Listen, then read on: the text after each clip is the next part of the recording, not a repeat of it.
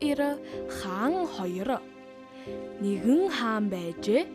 Тэр хаан үлгэрс сонсох тун дуртай юмсанжээ.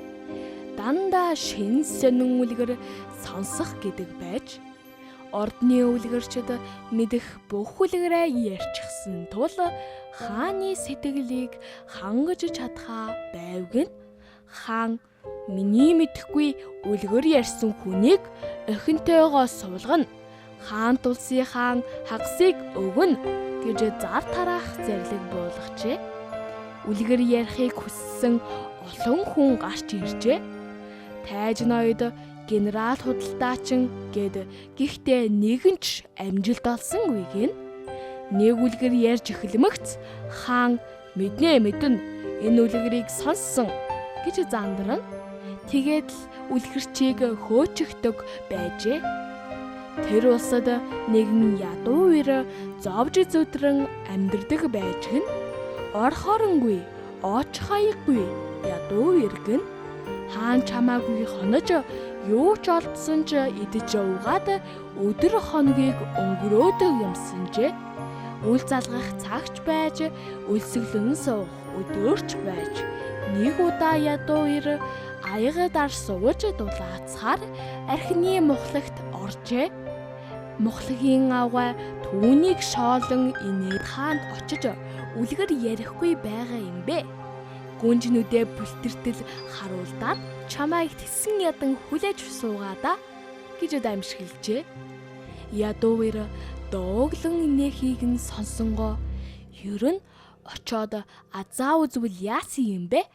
Хааны хүргэн болохгүй ч 2-3 өдөр хоолтой унжий гэж боджээ.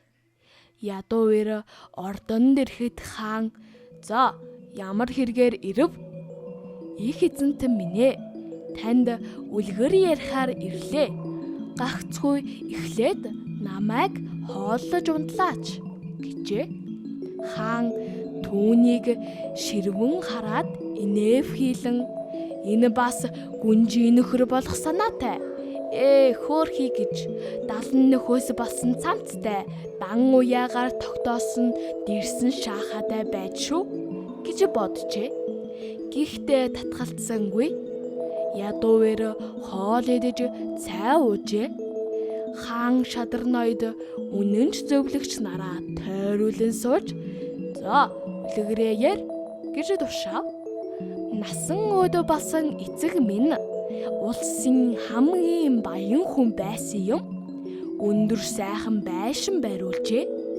Тэр байшингийн дээвэр дээгүүр тагтаа гүйлдэж тэнгэрийн одыг тоншин байдаг байсан юм. Ийм л өндөр байшин байсан юм да.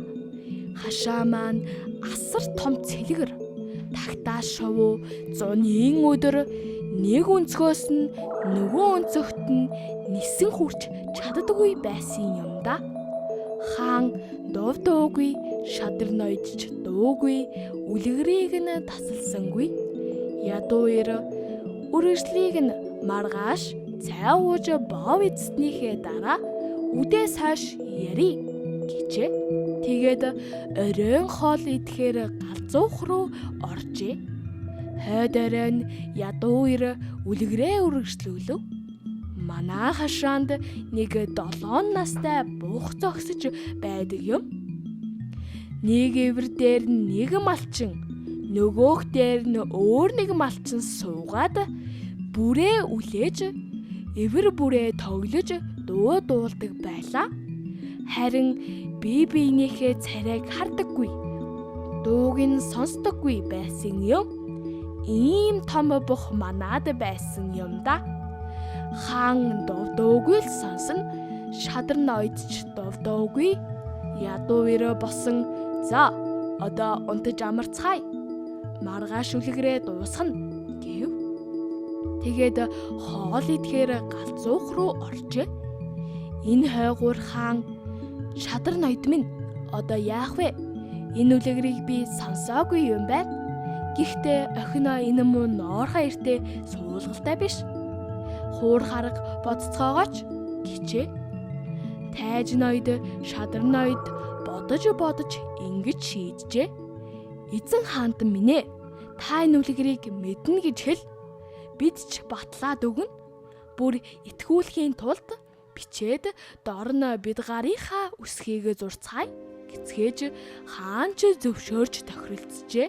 Хоёр энэ хувилдааныг мэдсэн боловч мдээгүй юм шиг л байв. Дараа өдөр ядууир үдээс хойш юу ч мэдээгүй хүний царай гарган орж ирээд үлгэрээ ярьж дуусгачээ. Манайд 3 өдрийн дотор дэлхийг тойрдог нэг гүү байсан юм. Тайж шадар ноёд хаантай нүд ирмэлцэн жуумалж сууцгаан алт мөнгөч гэж амбараар дүүрэн байлаа. Тэр үед хаан та нэг авдар алт аваад одоо болтолд эргүүлж өгөөгүй билээ. Яг энэ хоронд хаан мэдэж байна. Энэ үлгэрийг мэднэ гэж ойрлжээ. Тайж ноёд ч дагалдан мэднэ. Энэ үлгэрийг сонсон юм байна. Бичиж гарын үсгээ зурхад ч бэлэн гэжээ. Тэгээд яран босцоож гарын үсгээ зурцгаажээ. Ядууир бичгийг аваад за сонсон мэдэж байгаа юм бол эзэнтэн минь өрөө төлдөө гэхэд хаан нөхөөс болсон эрд хууртлаа гэдгээ сая ухаарчээ. Үзгээр бичсэнийг сүхээр тавчилтай биш дээ. Яах ч аргагүй болж нэг авдар алт ядууирд өгчээ. Ядууир мөнгөтэй болоод амар сайхан амьдрах болжээ. Тэрч байтугай одоо болтол эсэмэнд эрүүл саруул гинлээ. Хаяахан хааныг шоолж инээдэг гинлээ.